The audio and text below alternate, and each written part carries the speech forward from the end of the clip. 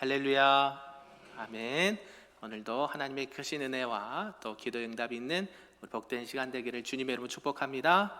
아멘. 네, 오늘은 이제 디모데 전서가 끝나고 디모데 후서 1장 1절에서 14절 말씀을 통해서 복음과 함께 고난을 받으라 라는 제목으로 말씀을 좀 살펴보도록 하겠습니다. 우리 옆 사람과 한번 이렇게 인사하면 좋겠는데 한번 따라서 해볼까요? 복음과 함께 고난을 받읍시다. 아멘. 사랑하고 축복합니다. 네, 그렇습니다. 네, 인사말이 좀 이상하지 않나요? 네, 복음과 함께 뭘 받으라 그래요? 네, 고난을 받으라. 뭐 축복을 받으라 말하면 참 좋겠는데 이 고난을 받으라 말하니까 되게 어색한데요. 이 고난을 받으라 그래도 그 앞에 단어가 있죠. 무엇과 함께? 복음과 함께 고난을 받아라 라고 우리가 축복을 했습니다. 여러분, 고난이 축복일까요? 아니면 다른 것일까요? 네, 고난이 축복이다 라고 성경은 말해요. 그것이 앞에 전제되는 게 있습니다. 뭐 때문에? 복음 때문에 받는 축복, 고난은 복이다 라고 말하는 것이에요. 애매히 받는 고난 말고요, 내가 실수하거나 죄를 지어서 받는 그 고난은요, 당연히 마땅히 받아야 될 고난이지만 하나님께서 우리에게 명령하신 복음을 위해서 또 주님의 몸된 교회를 위해서 말씀과 복음을 지키기 위해서 받는 고난은 그것을 지켜야 된다, 그런 복음과 함께 고난을 받아야 된다라고 사도 바울이 말씀을 하고 있습니다. 특별히 오늘 이 사도 바울이요, 어디서 이 편지를 썼느냐 봤더니요, 로마 감옥에서 사랑하는 영적인 아들 디모데에게 편지를 썼습니다. 디모데 전서에서는 주로 어떤 내용이 있었습니까? 목회 서신으로서 목회자에게, 그죠?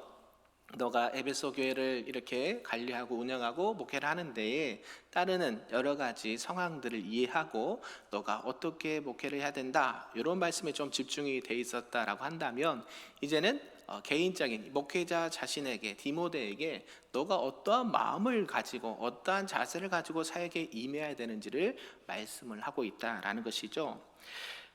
바울은 로마 감옥에 갇혀서 이 편지를 썼습니다. 그리고 이 바울이 언제 썼는가 봤더니요, 거의 단순한 교훈이 아니라 마지막 유언과도 같은, 이제 순교도 얼마 남지 않은 마지막으로 보내는 편지가 바로 이 디모데후서 말씀이라는 것이죠.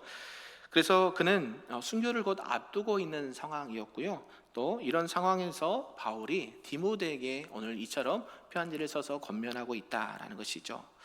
복음과 함께 고난을 받는다, 말은 이해가 되지만요, 이게 쉽게 이해가 되지 않습니다.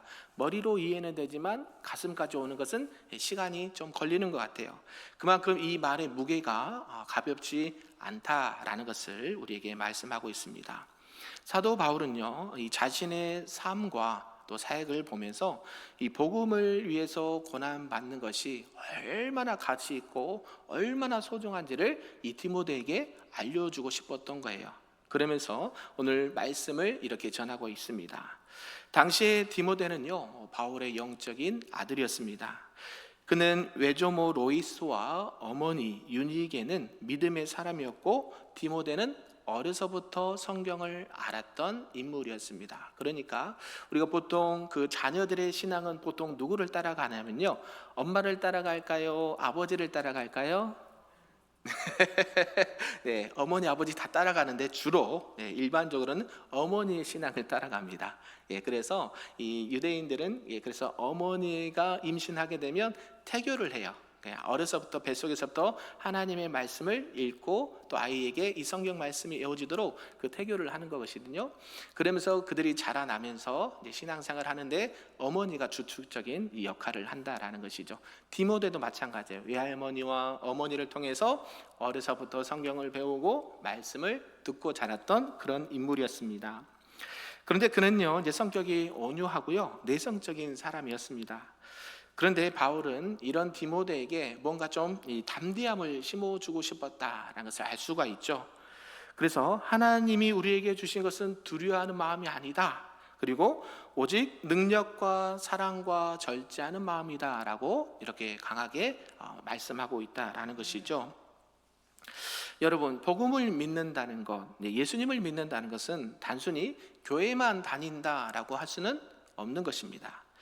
복음을 믿고 예수님을 믿는다는 것은요, 때로는 우리가 예기치 않게 세상과 많은 부딪힘이 있습니다.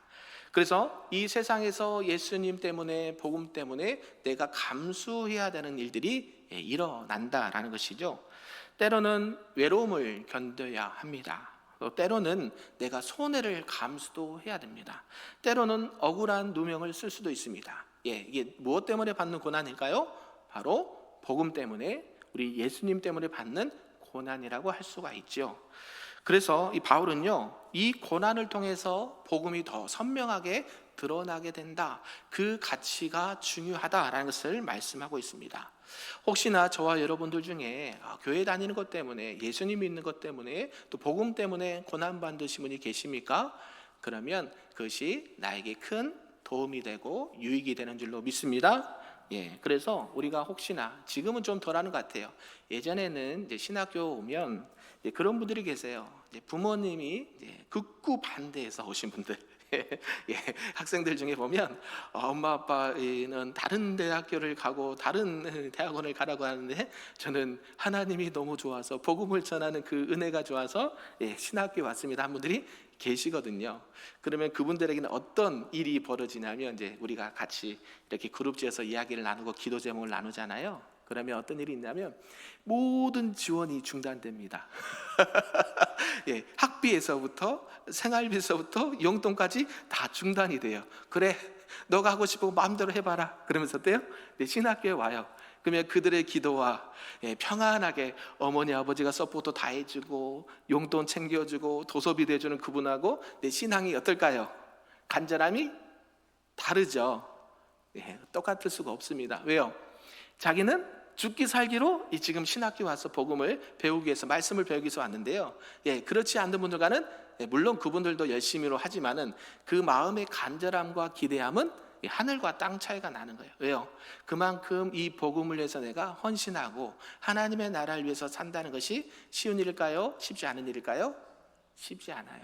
부모의 도움이 없이 학생이 경제적 활동도 없이 공부한다는 건 쉽지 않습니다. 그래서 그들은요, 방학 때마다 아르바이트하고 저녁 때마다 아르바이트해서요, 학비를 벌어가지고 힘들게 공부를 합니다. 주목사는 어떻게 했을까요? 마찬가지죠. 저는 늦게 해서 여러 우리 아이들도 4명밖에 없었거든요. 그러니까 쉽지 않죠. 가정에 경제적 도움을 전혀 못 주는 상황에서도 하나님께서 부르신 그 소명에 따라서 순종하면서 가니까요, 그것을 감수해야 됐다는 것이죠. 그게 복음을 위해서 받는 고난과 다는 아니더라도 어느 정도 있다라고 생각을 합니다. 오늘 사도 바울이 지금 디모데에게 복음을 전하려면 이런 고난 받는 것을 기대하고 있어야 된다, 그것을 함께 받으라라고 말한다라는 것이죠. 이 복음과 함께 고난을 받는다, 이 말은요, 이 고난을 견뎌라라고 말하는 게 아니에요. 복음이 그만큼 가치가 있다라는 거예요. 믿으십니까? 우리가 받은 이 복음은요, 값싼 복음이 아니에요. 우리가 전하는 이 복음은요, 그냥 누구나 전할 수 있는 복음의 내용이 아니에요. 우리 예수님께서 십자가에 피 흘려 죽으시면서까지 우리를 사랑하신 복음이다. 할렐루야. 그만큼 생명과도 바꿀 수 없는 게 이 복음의 가치이기 때문에 그것을 위해서 받는 고난은 괜찮다, 받아야 된다라고 말씀하고 있다라는 것이죠. 그래서 그러한 고난을 통해서 하나님께서 너를 더 깊이 만나 주실 거야. 그런 어려움이 왔을 때 흔들리면 될까요? 안 될까요? 안 돼요. 세상과 또 살아갈 때도 힘든 게 있지만, 특히 목회하면서 이런 고난이 수없이 찾아오죠. 수없이 찾아오는데, 너는 그런 고난이 올 때마다 어떻게 해야 돼요? 복음을 위해서 받는 고난이기 때문에 이겨야 된다, 감당해야 된다라고 권면하고 있다라는 것이죠.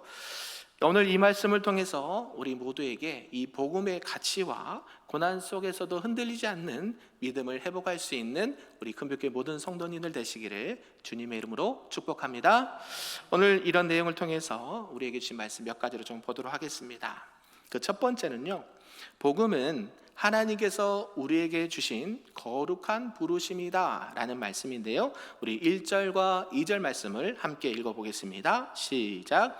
하나님의 뜻으로 말미암아 그리스도 예수 안에 있는 생명의 약속대로 그리스도 예수의 사도된 바울은 사랑하는 아들 디모데에게 편지하노니 하나님 아버지와 그리스도 예수 우리 주께로부터 은혜와 긍휼과 평강이 내게 있을지어다. 아멘. 네, 우리가 이 함께 오늘 묵상할 말씀 중에요, 이 디모데에게 전한 마지막 편지의 첫 부분입니다. 네, 지금 바울은 로마 감옥에 갇혀 있습니다. 차가운 돌바닥과 어두운 감방에서, 그리고 닥쳐질 이 순교의 그림자 속에서 이 사랑하는 아들에게 이 복음의 본질을 말씀하고 있다라는 것이죠. 하나님의 뜻으로 말미암아 그리스도 예수 안에 있는 생명의 약속대로 그리스도 예수의 사도된 바울은 이라고 말합니다. 여기서 하나님의 뜻이라는 표현이 있죠. 이것은 그냥 단순한 의지가 아니라 하나님의 주권적인, 또 하나님의 선하신 계획을 말할 때 하나님의 뜻이다라고 말해요. 저와 여러분이 봤을 때 주목사가 이렇게 하나님의 뜻으로 목회를 하는 것 같습니까? 아니면 그냥 내가 평안하게 생활하려고 이 목회를 하는 것 같습니까? 하나님의 뜻대로 하는 것이죠. 그거는 뭐 누가 부정할 수 없습니다. 저희 이제 둘째 아들이 한참 사춘기가 심했을 때에 제가 신학교에 다니면서 이제 거의 금요일날 밤에 거의 11시, 12시에 들어갔다가 잠깐 얼굴 보고 또 자고 일어나서 몇 시간, 한 두세 시간 보나요? 얼굴 보는 시간, 잠자는 시간 빼고 그 다음날 또 사역제로 가고 월요일 학교 가면서 요거를 거의 10년 가까이 했거든요. 그러니까 아들이 물어보는 거예요. 지금 우리도 뒷바라지를 못하면서 아버지 혼자 공부해서 좋으십니까? 그래서 한참 사춘기 때 힘들었거든요. 그러면서 제가 했던 말이 있어요. 찬홍아, 지금 아빠가 돈이 있어서 공부할 수 있는 환경이니? 어때요? 돈이 없죠. 그런데 그리고 우리 가족들 중에 6명의 가족들이 아픈 사람이 있니? 없죠. 그리고 하나님께서 사람이 없어서 아빠 같은 사람을 하나님께서 목회자로 부르셨을까? 세상에는 하나님을 찾는 사람들이 얼마나 많아요? 우리나라만 해도 엄청나 많은데 그 중에서도 하나님은 아빠를 부르셔서 공부를 시켜주신다. 아빠가 돈이 있어요? 없어요? 없죠. 가족은요? 뒷바라지 못하죠. 그런데 공부를 해요? 못해요? 공부를 해요? 못해요? 학부 다닐 때는 대출도 한 번도 하지 않았어요. 학자금도 대출하지 않고 공부를 했거든요. 방학 동안에 뭘 하든 하거나 대출을 끼지 않고 학비를 내면서 공부를 할 수 있는 게 누구의 은혜예요? 여러분이 상상한 것 이상으로 계산이 서지 않습니다. 여러분, 학비가요, 1년에 얼마씩 들어간 대충 아시죠? 대학원도 마찬가지고요. 거기에만 들어가나요? 생활비도 들어가잖아요. 아이들 4명의 와이프와 또 생활비뿐만 아니라 어때요? 또 학교 사역하다 보면 학교에서 쓰는 것도 있잖아요. 그래서 제가 책을 참 귀하게 여기는데요, 책 한 권 한번 사려고 하면 도서 그 서점을 몇 번 들락날락해서 책 한 권을 사는 거거든요. 그것처럼 공부할 수 있는 환경이 전혀 안 돼 있어요. 신학을 준비할 그 환경이 전혀 안 돼 있어요. 그런데 무엇 때문에? 하나님의 뜻이라는 것을 확신할 수 있다는 것. 그래서 거의 10년 동안 아들에게 말했던 거, 하나님이 아빠를 공부시키냐 안 시키냐 요거 얘기했어요. 하나님의 뜻대로 부르신다는 것은 결국 뭐냐면 하나님께서 하게 하신다는 거. 믿으십니까? 그래서 저를 뭐 자랑하고 나타내는 게 아니라 부족한 자를 하나님께서 하나님의 계획대로 쓰시기 위해서 하나님의 뜻대로 그 일들을 맡기시고 할 수 있도록 역사하셨다라는 사실을 말씀드리는 거예요. 오늘 이 하나님의 뜻대로 부르심을 받았다라는 것이요, 사도 바울을 하나님의 뜻대로 부르셨다라고 성경은 말씀하고 있어요. 그래서 바울은 자신이 사도가 된 것은 자신의 선택이 아니었다. 누구의 뜻대로? 하나님의 주권적인 뜻대로, 하나님의 부르심의 뜻대로, 하나님의 선하신 계획대로 누구를 부르셨어요? 이 사울을 부르셨어요. 사울이 원래 어떤 인물이었습니까? 예수님을 믿는 자들 잡아다가 핍박하고 옥에 가두고 돌로 쳐 죽이는데 앞장섰던 그런 인물 아닙니까? 그런데도 하나님은 그를 부르셔서 하나님의 선하신 계획과 뜻대로 그를 하나님의 사도로 부르시고 온 나라에 복음을 전하는 복음의 증인으로 사용하셨다. 할렐루야. 그렇게 지금 바울을 자신의 예를 들어가면서 디모데에게 지금 말씀하고 있는 거예요. 나도 하나님의 부르심으로 사도가 됐어. 그러니까 너를 부르신 분도 누구예요? 디모데 너를 부르신 분도 누구예요? 하나님이셔. 그리고 너에게 하나님의 뜻이 있을까요? 없을까요? 있어. 그것은 하나님의 주권적인 섭리고 하나님의 선하신 계획이 있으니까 너는 그것을 확실하게 믿고 너에게 맡겨진 그 사역의 자리를 감당해야 된다라는 것을 권면하고 있다는 것이죠. 그러면서 이 생명의 약속이란 말씀도 하는데요, 이 생물학적 생명이 아니라 영원한 생명을 말씀합니다. 결국 바울은 이 생명의 약속을 따라서 사도가 되었고 이 생명을 디모데에게 전하고자 했다라는 것이죠. 여러분, 구약에 보면 출애굽기의 주인공이 누굽니까? 모세가 나옵니다. 모세요. 모세가요, 그만 살인죄를 저지릅니다. 그리고 나서 미디안 광야로 피신을 합니다. 그리고 40년 동안 도망자로서 살았습니다. 그런데 하나님께서 어느 날 40년이 지나니까요, 모세에게 딱 나타나셨습니다. 그리고 뭐라고 하십니까? 너는 내 백성 이스라엘 백성을 출애굽시키고 약속의 땅 가나안 땅으로 인도해라 라고 소명을 주시죠. 아니, 하나님, 사람이 없어서 이 살인 정가가 있는 그 자를 들어서 하나님의 일꾼으로 부르십니까? 라고 생각할 수 있어요. 요즘은요, 신앙교가 요즘 예전에는 이렇게 김익도 전 누구죠? 깡패도 목사님 되셨고 이렇게 간증이 많은데 지금은 아예 힘들어요. 왜 그런가 봤더니 아예 학교 자체에서 입학을 허가를 안 해줘요. 범죄 기록 사실 이런 거 증명해가지고 그런 거 있으면 아예 입학 자격 조건이 안 돼요. 지금과 옛날에 좀 다른데요. 그러니까 이 살인자였던 모세를 하나님께서 부르셔가지고 자기 백성을 인도하는 지도자로 세우셨다라고 우리가 알 수 있다는 것이죠. 출애굽기 3장 10절에는 이렇게 말씀하십니다. 하나님께서 모세에게 내가 너를 바로에게 보내어 내 백성 이스라엘 자손을 애굽에서 인도하여 내게 하리라 라는 소명을 주시죠. 그때 모세는 어떻게 말합니까? 처음부터 네 알겠습니다 하지 않죠. 여러 번 거절합니다. 하나님, 저는 입이 둔하고 뻣뻣해서 뭘 못해요? 말을 못해요. 아니, 목회자가 말을 못하면 힘들겠죠. 저도 말을 잘 못해요.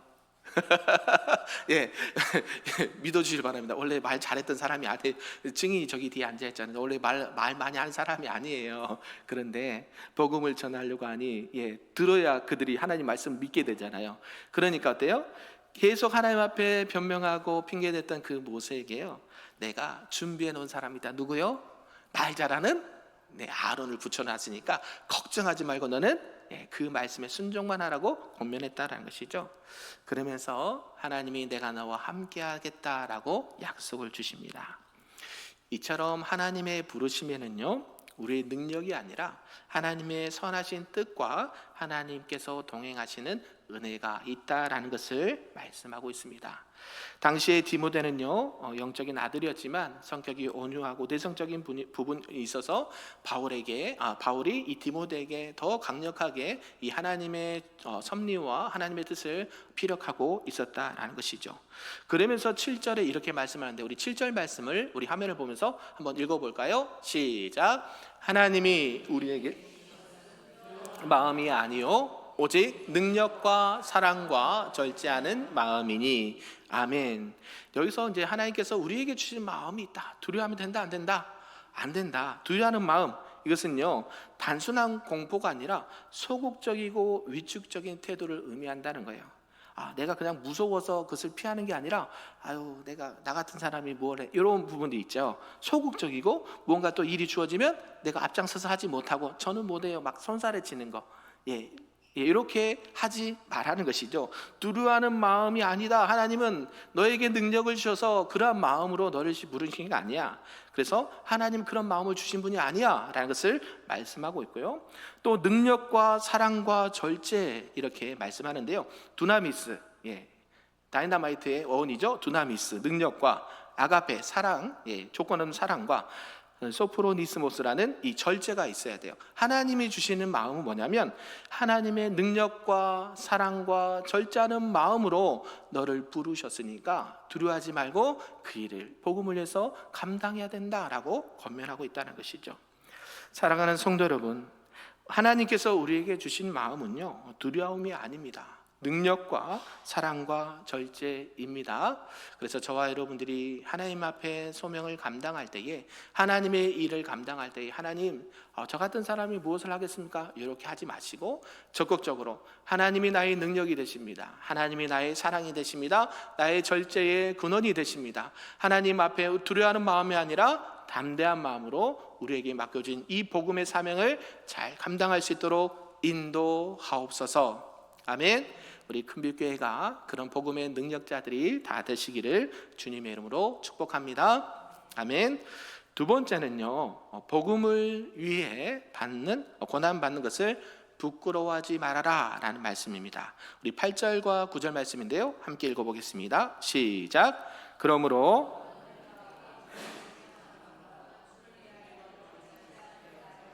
부끄러워하지 말고 오직 하나님의 능력을 따라 복음과 함께 고난을 받으라.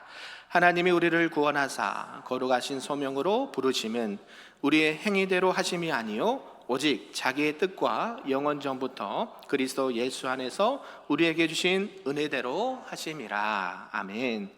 네, 지금 바울은요 이제 디모데에게 더 강력한 권면을 하고 있습니다. 그러므로 너는 내가 우리 주를 증언함과 또는 주를 위하여 갇힌 대잔 나를 부끄러워하지 말아라. 오직 하나님의 능력을 의지해서 복음과 함께 무엇을 받으라? 고난을 받으라 라고 권면하고 있습니다. 부끄러워하지 말라, 이 헬라 언어를 봤더니요 단순히 창피하지 말라라는 뜻이 아니라 사회적 수치와 외면까지도 감수해야 된다라고 말하는 거예요. 여러분 복음을 전하면 이런 일을 많이 만납니까? 덜 만납니까? 우리 홍 지사님? 네, 때로는 얼굴이 화끈거릴 때도 있죠. 갔던데 또 가거든요. 우리 복음 전하러 가면 또 오셨네. 속으로 그러실 거 아니에요.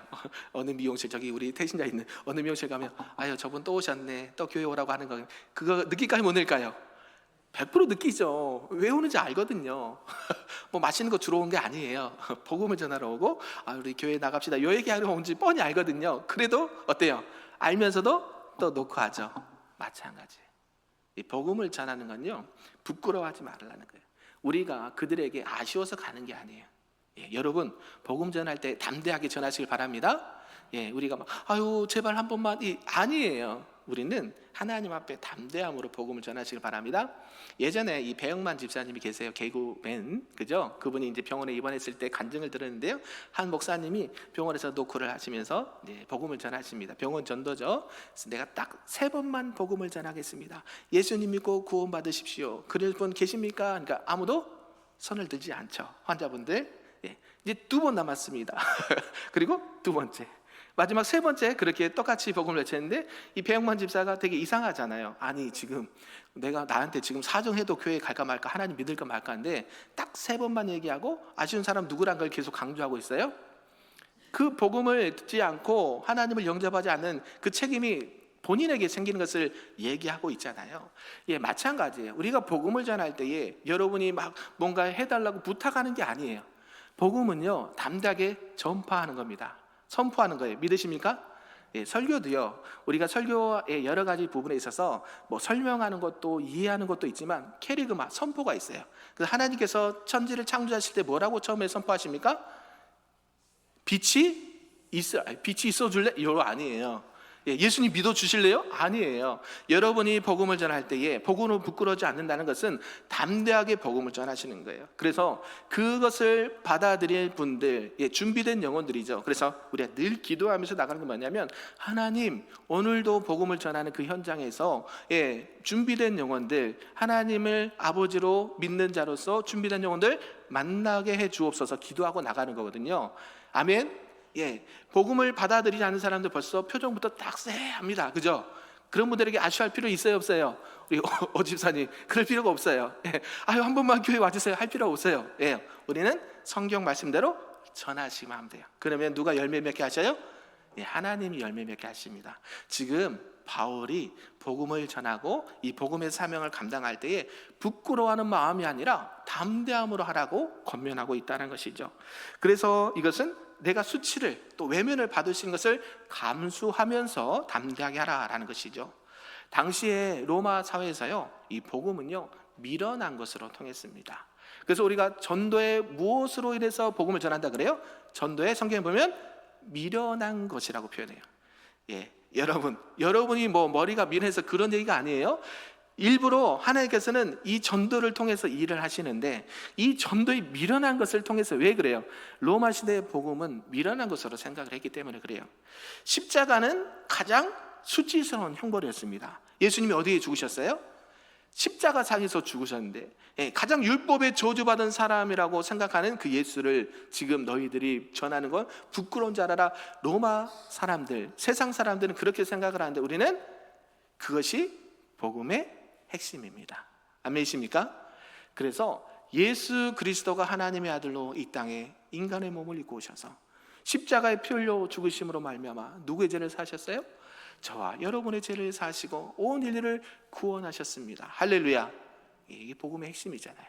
여러분들이 그러한 믿음을 가지고 복음을 전하시길 바랍니다.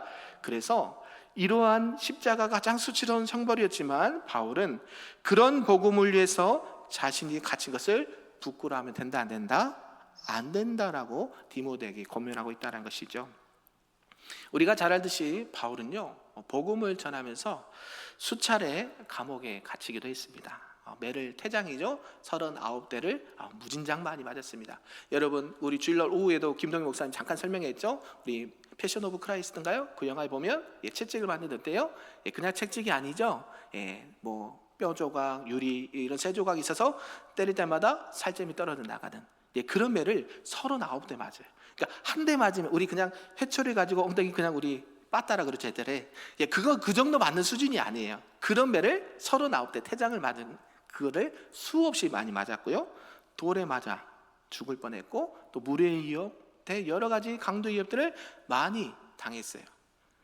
그러다 우리 디모데 후서를 쓸 당시에는 로마 감옥에서 순교를 앞두고 있는 상황에서도 지금 바울은 강력하게 디모데에게 권면하고 있습니다. 복음을 부끄러워하면 된다 안 된다? 안 된다. 담대하게 전하라는 것이죠. 우리 12절 말씀인데요, 우리 한번 다시 12절 읽어볼까요? 시작. 이로 말미암아 내가 또 이 고난을 받되 부끄러워하지 아니함은 내가 믿는 자를 내가 알고 또한 내가 의탁한 것을 그날까지 그가 능히 지키실 줄을 확신함이라. 아멘. 내가 또 고난을 받더라도, 내가 또 매를 맞더라도, 내가 또 감옥에 갇히더라도, 내가 순교를 당하더라도 부끄러워한다 안 한다? 안 한다. 할렐루야. 이게 사울의 하나님 앞에 고백하는 신앙 고백이에요.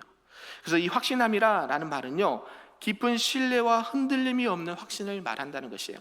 자신은 하나님을 믿는, 너무나도 그 하나님을 잘 알고 있기 때문에 고난 속에서도 흔들리지 않는다라고 고백을 한다는 것이죠. 여러분, 어려움이 찾아옵니까? 안 찾아옵니까? 와요. 신앙생활 예수님 믿는다고 질병이 나를 피해가지 않고요, 가난이 날 피해가지 않고요, 여러 가지 자녀들의 문제가 피해가지 않습니다. 그럴 때마다 어떻게 해야 돼요? 그것을 부끄러워하시면 안 돼요. 우리가 신앙생활 한다고 이런 부분들, 그런 것들은 아예 내려놓으시고요, 우리가 당연히 복음을 위해서, 하나님을 위해서, 주님의 나라와 영광을 위해서, 교회를 위해서 우리에게 주신 사명을 감당할 때에 부끄러운 일이 있다 하더라도 그걸 부끄러워할 필요가 없다. 왜요? 하나님께서 우리를 너무 잘 아시기 때문에.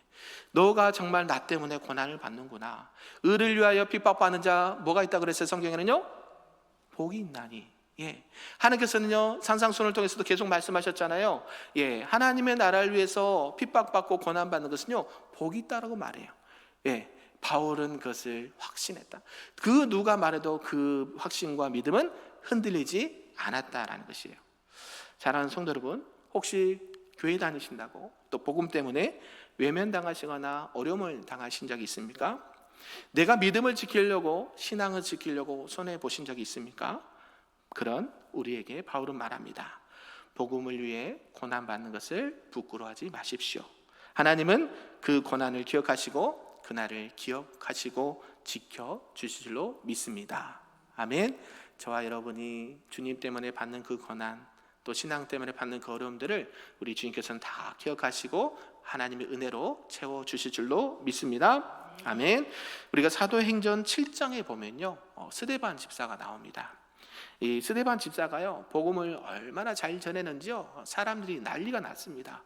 반영하고 막 축하해주고, 그래 스데반 집사 할렐루야 나도 예수님 믿을게 라고 했으면 참 좋았을 텐데, 세상에 나가서 많은 종교 지도자들과 율법사들과 또 바리새인과 서기관들 앞에 복음을 전했어요. 예수님이 하나님의 아들이시고 너희들이 죽인 그 예수님이 하나님의 아들이시고 너희들은 이제 큰일 났다, 예수님 믿어야 구원받는다라고 얘기했더니 어때요? 그들이 돌을 들어 스데반 집사를 쳐 죽입니다. 복음에는요, 두 가지 현상이 나타나요. 본질로 딱 들어갔을 때 어떤 현상이 일어나면, 첫째는 회개의 현상이 나타나요. 내가 주님 앞에 죄인입니다. 우리 베드로가 그랬죠. 주여 나는 죄인입니다, 나를 떠나소서, 이런 죄의 고백을 하는가 있는가 하면, 스데반 집사가 복음을 전했을 때 딱 또 다른 반응은 뭐예요? 돌로 쳐서 죽이려고 하는 그런 분노하는 마음으로 그를 죽이는 마음. 왜요? 받아들일 수가 없어요. 사단은 그걸 받아들일 수가 없어요. 죄악은 그 복음을 받아들일 수가 없어요. 왜요? 이미 그 영혼은 누가 지배하고 있어요? 사단이 지배하고 있기 때문에. 그래서 우리는 복음을 담대하게 전하실 때 이런 역사가 있다는 것을 믿으시고, 하나님의 선하신 역사가 일어날 줄 믿고 확신한 가운데 담대하게 전하시길 바랍니다. 그래서 복음에는 하나님의 선하신 뜻이 있고, 그 뜻에 따라 우리가 고난을 받되 부끄러워하지 않는 하나님의 백성들이 되시기를 주님의 이름으로 축복합니다. 아멘. 마지막 세 번째는요, 이 복음의 진리를 굳게 지키고 또 성령으로 지켜야 한다라는 말씀입니다. 우리 본문 13절과 14절 말씀 함께 크게 읽어보겠습니다. 시작. 너는 그리스도 예수 안에 있는 믿음과 사랑으로서 내게 들은 바 바른 말을 본받아 지키고 우리 안에 거하시는 성령으로 말미암아 내게 부탁한 아름다운 것을 지켜라 라고 말합니다. 지금 바울이요, 디모데에게 이 복음과 진리를 지키는 삶에 대해서 권면하고 있습니다. 단지 그냥 우리는 복음을 전하십시오라만 생각할 수 있는데요, 바울은 디모데에게 뭘 지켜라라고 말해요. 내가 부탁한 아름다운 것을 지켜라. 이 아름다운 게 뭘까요?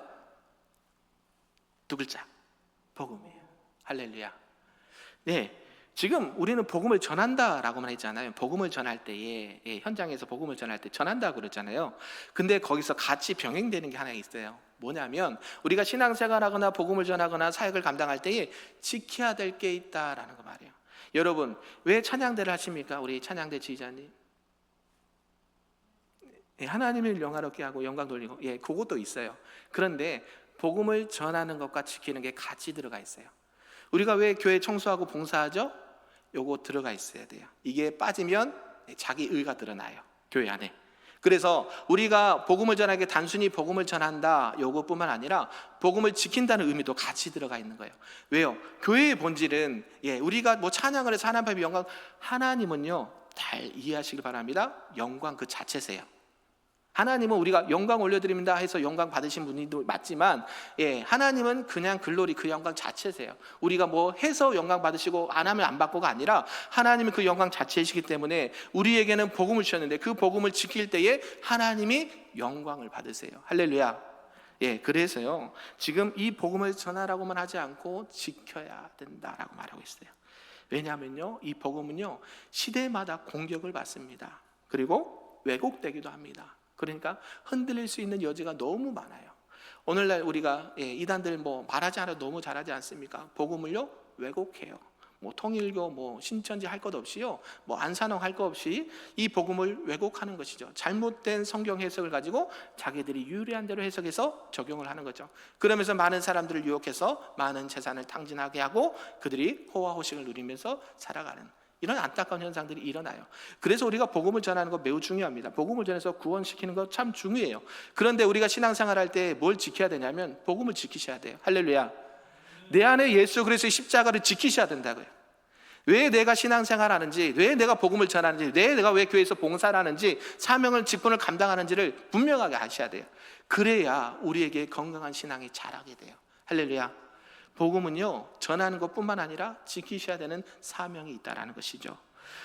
바른 말이란 표현이 있는데요. 이것은 모범과 본보기와 틀이란 뜻이 있습니다. 그래서 내가 들은 이 복음의 틀을 그대로 지켜라라고 말해요.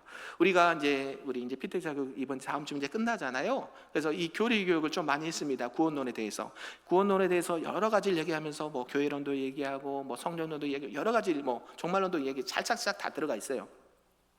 이 조직 신학은요, 우리가 이해하기 쉽게 신앙생활 할 때에 한 가지의 틀입니다. 프레임. 그래서 여러분들이 신앙생활 할 때 이 조직 신앙이 이 성경에 대한 기본적인 교리가 뼈대예요, 뼈대.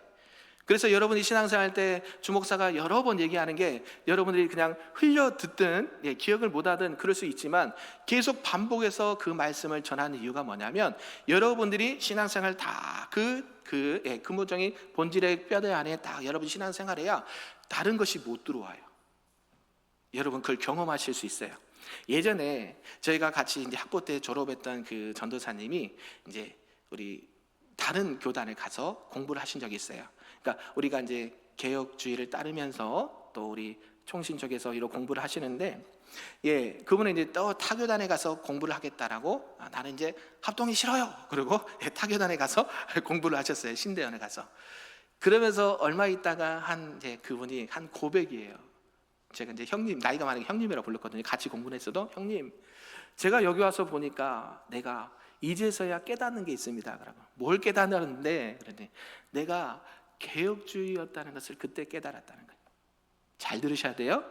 여러분이 뭐 여기에 뭐 교단을 뭐 이렇게 나는 게 아니라 내가 어떻게 신학을 배우고 어떻게 하나님의 말씀을 배우고 어떻게 교리를 배우는지에 따라서 여러분의 신앙 색깔이 완전히 달라져요.